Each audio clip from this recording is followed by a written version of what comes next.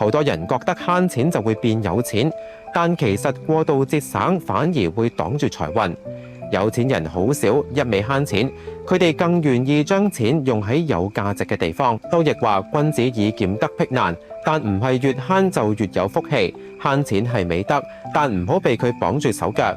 我見過唔少活得幾好嘅人，冇一個係單靠慳錢成功。佢哋將精力放喺賺錢同發展度，而唔係成日計較少錢，同人話我哋知。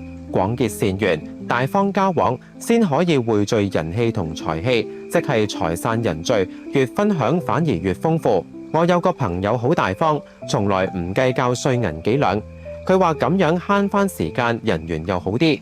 神奇在於佢越唔計較就越唔缺錢，不時有意外之財揾上門。大方令佢朋友多，機會多，生意就越做越順。就亦提醒天地閉塞萬物就難生長。太封閉嘅消費觀亦會令財富停滯。